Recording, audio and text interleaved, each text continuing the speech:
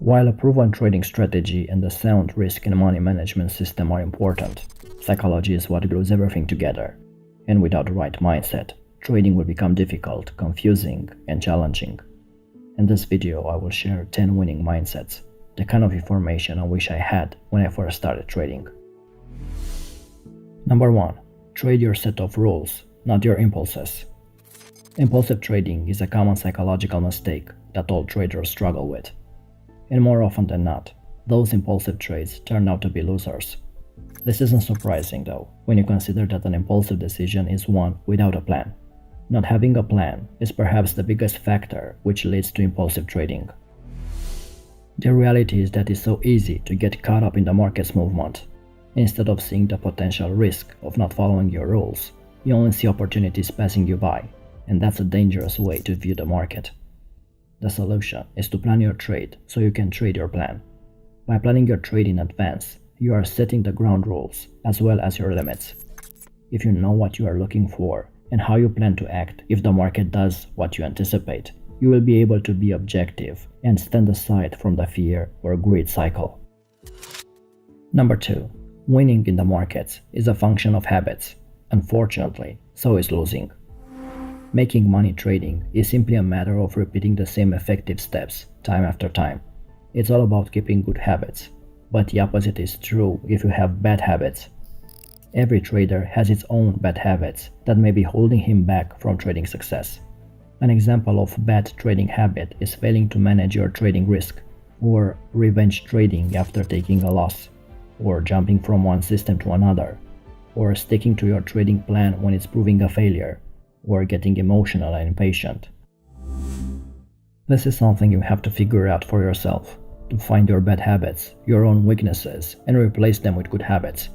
Remember, even if you cannot control the market, you can control your own behavior. Good trading habits includes keeping a balanced schedule and lifestyle, being disciplined, avoiding big risks, keeping a journal, and many more. Successful people, not just traders, don't attain success by luck alone. They have consciously adopted some good habits that help them to become successful. Number 3. Trade often to minimize the impact of any single losing trade and to build skills. Trading may seem simple on the surface, but it's hard to implement your knowledge in live market conditions. Every day, every trend, every pullback is different. Nothing looks exactly the same as it did in the textbook examples. To get proficient at implementing a method, you need to practice a lot. Like in sports, when you do drills to create muscle memory, in trading, you need to trade often to build skills and refine your strategy. And you need to trade small. From a purely psychological standpoint, it's essential to minimize the potential impact that a losing trade may have on your account balance. If you lose big on a single trade, it will affect you. But if you limit the amount of capital you risk on a single trade, it won't hurt at all. You can pick yourself easily and move on to the next trade. It's much easier to take a loss when the real impact on your account is minimal. Number 4. Keep your size small to reduce the risk of ruin, to reduce emotional involvement, and to give you the chance to learn from your mistakes without major consequences. The risk of ruin is the probability that you'll lose so much money you can no longer continue trading. If you have capital, you're in the trading game, but if you don't, you're out. Especially when learning how to trade consistently, keep your risk low. Even when you are getting good, keep it low because you'll have losing periods, and when you do, you want to observe them well and not take big chunks out of your account. Trading without emotion is easier said than done, let's face it. Most of us traders are emotional and reactionary, and we are affected on a daily basis by fear and greed. If you have a $10,000 account and you risk $1,000 on each trade, it only takes 10 losing trades to be out of the game. I've been there, you've been there. When you trade big and you're in a losing position, you get discouraged every time the market moves another point against your position. That's why one of the easiest ways to decrease this emotional effect on your trades is to lower your trade size. In this way, even if the trade doesn't go as expected, you get a chance to learn from your mistakes without major consequences. Number 5. Being a trader is ultimately an act of competing against yourself. It's about self-improvement, about being better than you were the day before. Being a good trader means being consistent over the long run. This means being diligent, learning from your mistakes, and keeping emotions in check. Stay within your risk tolerance, and if you don't know something, learn about it. The only way to become a better trader is to practice, but practicing isn't enough. It's only the first step in the 3-step process of practicing, reviewing, and adapting that will enable you to dramatically improve your trading skills. The self-review process is very important and often neglected by most of us. This involves looking at all your trades and actions and emotions for the day and assessing how well you followed your trading plan on each. If you took lots of trades that weren't part of your trading plan, that's a problem. If you looked at the chart for the day and you saw trades that you were supposed to take but didn't, that's also a problem. Look for problems or areas of improvement within you and the strategy itself. Number 6. If when you lose a trade, you learn from your mistakes and it motivates you to work even harder, you're on the right track. It can be hard to maintain your motivation, particularly when you've had a bad trading period, or feel that you are not advancing as quickly as you'd like, or when you have a small account and no matter what you do, it seems like it's not worth all the effort.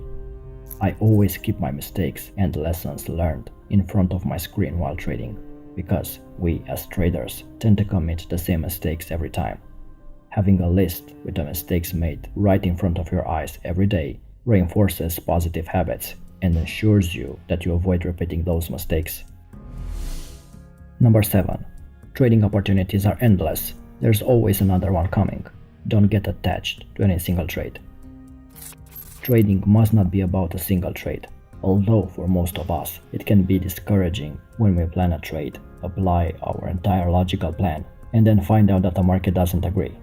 It's a matter of training yourself to accept that not every single trade can be a winning trade, and that you must accept small losses gracefully and move to the next trade. And you must allow opportunities to come to you and never chase the market. If you miss an entry, so be it. There's another one just around the corner. Number 8. Don't focus on the individual fluctuations in your account, winners or losers. What count are your long-term results. You will inevitably have periods with considerable gains and, at other times, significant losses. Of course, it's easy to become excited and overly eager to make more trades when favorable price movements benefit your trading account. And there will be also days when the market completely turns against you. A consistent trader understands that neither extreme will last forever, and that enduring through the good and the bad is a skill that enables you to learn and grow. One trade, winner or loser, shouldn't matter, so make sure you don't make any one trade matter by risking too much money or by feeling desperate to win. Instead, pace yourself to win the long-distance trading race. The goal is to win long-term. You aim for consistency. Number 9. A good trader is someone who recognizes that he cannot predict the markets. The market is essentially a marketplace for traders and investors, driven by supply and demand. There are thousands of factors that come into play. We cannot know for certain what will happen tomorrow. When we have several successful trades in a row, we get the feeling that we are invincible, that we know what the market will do next. We learn to predict the price movement. But too much pride often leads to disaster. Pride can be a competitive emotion. Thinking we can predict the markets can be dangerous. For example, a very common misconception is that support or resistance will hold, or that a break of these levels will cause a substantial breakout. Making assumptions that a breakout will occur, or that a level will hold off a further move, is an attempt to predict the market. Rather, you should watch what occurs around these levels, and then enter as momentum moves in one direction or the other. By doing so, we are not predicting that something will occur. Instead, we enter into the current price flow. This makes trading a matter of fact as opposed to emotional. Number 10. To get long-term consistency, you must create your own system by observing what is useful, discarding what isn't, and adding what is uniquely your own. Think of trading as continuing education. You need to remain focused on learning each day. It's important to remember that understanding the market is an ongoing process. Having a growth mindset is the key to being successful.